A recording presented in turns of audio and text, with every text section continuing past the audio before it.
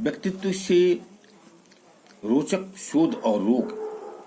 आकर्षक व्यक्तित्व के धनी व्यक्ति न केवल स्वयं के लिए बल्कि दूसरे के लिए हितकारी होते हैं।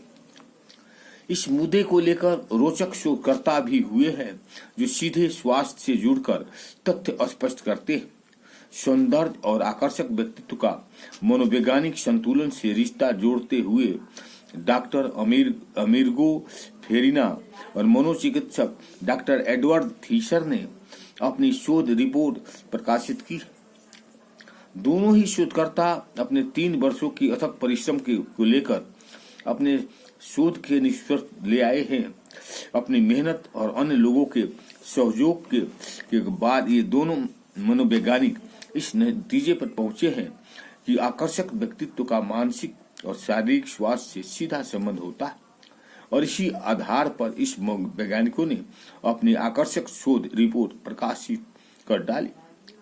जब ये शोधकर्ता अपने शोध की शुरुआत करने निकले तब उन्हें इस बात को लेकर खासी उलझन आई कि आखिर सौंदर्यवती किसे कहा जाए, क्योंकि सौंदर्य के बारे में हर किसी को मापदंड अलग ही होता है। जो लड़की आपके मन भावे जरूरी नहीं कि वो दूसरों को भी मोहक लगे। मसलन एक ग्रामीण युवती जितनी अच्छी एक ग्रामीण युवक को लगती है उतनी एक शहरी युवक को नहीं। ठीक उसी तरह मेकअप और आधुनिक कपड़ों से सजी धजी शहर की युवती शहरी युवक को जितनी लुभाती उतनी ग्रामीण युवक को नहीं। अब कहने वाले को तो यहाँ तक भी कहते हैं कि काली कलूटी लैला में मजलूम ने न जाने क्या पाया कि उसने उससे वो पागलों की तरह प्यार करने लगा। अब यह तो पसंद अपनी अपनी ख्याल अपना अपना वाली बात है। अध्ययन के दौरान शोधकर्ताओं ने एक ही शहर के 2 समाजों में संयोजित पारखियों की अलग अलग राय मांगी।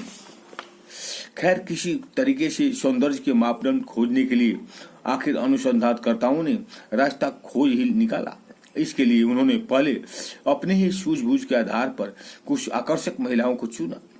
इनमें कुछ महिलाएं नौकरी करती थी, कुछ छात्राएं थी तो कुछ घर की चारदीवारी में गृहस्थी चलाने वाली। इसके अलावा कुछ ऐसी महिलाएं भी थी जो मानसिक रोगों के अस्पताल में भर्ती थी। ये सभी महिलाएं देखने में आकर्षक थी। शोधकर्ताओं ने सबसे पहले इन सभी महिलाओं के कई कोनों से अलग अलग फोटो खिंचवाए और उनका एक एल्बम तैयार करके चल बड़े सौंदर्य सर्वेक्षण के लिए सौंदर्य पारखियों के पास इस फोटो को अनेक पुरुषों को दिखाया गया और उनकी प्रतिक्रिया जानी। उसी प्रतिक्रिया के आधार पर एक मास्टर लिस्ट तैयार की गई। अपने इस अभियान के दौरान अनुसंधानकर्ताओं ने पाया कि कुछ पुरुषों ने अपना निर्णय बड़ा ही सटीक दिया।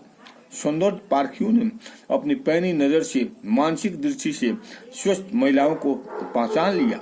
उन्होंने इन महिलाओं को सुंदर बताया, जबकि मानसिक समस्याओं से उलझी हुई महिलाओं को चित्र में उन्हें किसी भी प्रकार का कोई आकर्षण नजर नहीं आया। अब अनुसंधानकर्ताओं ने अपने अध्ययन को 2 प्रमुख पहलुओं में बांटा। पहली बात तो यह कि आम महिलाओं की तुलना में जीवन में अव्यवस्थित रहने वाली महिलाएं शारीरिक दृष्टि से कम आकर्षक होती है। दूसरा यह कि क्या मानसिक रोगों के संस्थानों में शारीरिक दृष्टि से आकर्षक दिखने वाली रोगी महिलाओं की सुंदरता का वहां के वातावरण पर कुछ प्रभाव पड़ता है। अपनी पहली समस्या का उत्तर तो अनुसंधान को महिलाओं को फोटो द्वारा ही मिल गया था, मगर दूसरी समस्या के लिए उन्होंने मानसिक रोगों के अस्पताल को चुना। यह महिला रोगियों के साथ अस्पताल के वातावरण से लेकर कर्मचारियों के व्यवहार तक का अध्ययन किया गया। इस अध्ययन बड़ा ही रोचक और आश्चर्यजनक था। डॉक्टर फेरिना ने पाया कि महिलाओं की सुंदरता का अस्पताल के वातावरण पर विशेष प्रभाव पड़ता है। जो महिला रोगी सुंदर थी वो जल्दी ठीक होकर अस्पताल से विदा हो गई, जबकि असुंदर महिलाएं देर तक अस्पताल में रही। कारणों की गहराई से खोजबीन करने पर पता चला कि असुंदर महिलाओं में आत्म अनुराग की बहुत कमी होती है, यानी वह महिलाएं अपने आप पर मोहित नहीं होती और अपने आप को हीन समझती थी, जिससे उसके स्वभाव में चिड़चिड़ापन आ गया था। इसी कारण इनसे मिलने वालों की संख्या भी बहुत कम हो गई। उसके मित्र भी बहुत कम बनते, जबकि सुंदर महिलाओं से मिलने वालों का एक तांता लग रहता था। सभी मिलने वाले मुस्कुराहटों बिखरते हुए इन महिलाओं को जल्द स्वस्थ होने की कामना करते थे। इसी कारण उनमें घर जाने के लिए बराबर उत्साह बना रहता था और वह जल्द ही निरोगी होकर अस्पताल से छुट्टी पा गई। हालांकि कुछ असुंदर महिलाएं भी अपने प्रशंसक जुटा पाने में सफल हुई, परंतु उसके पीछे कुछ व्यक्तिगत कारण भी रहे, जैसे उसके पति का या पिता का बड़े पद पर होना। इसके अलावा कुछ महिलाओं ने अपने भद्र व्यवहार के बल पर भी अपने प्रशंसक जुटाए, जबकि कुछ महिलाओं ने अपने परिवार के लोगों के साथ भी चिड़चिड़ापन दिखाया, जैसे उन्होंने सेवा कर रहे अपने पति से भी कह दिया, वह अपने काम से छुट्टी लेकर आप मुझ पर कोई एहसान नहीं कर रहे। इससे पति का हृदय अंदर तक कचोट गया और उसने खून से घूंट पी ली।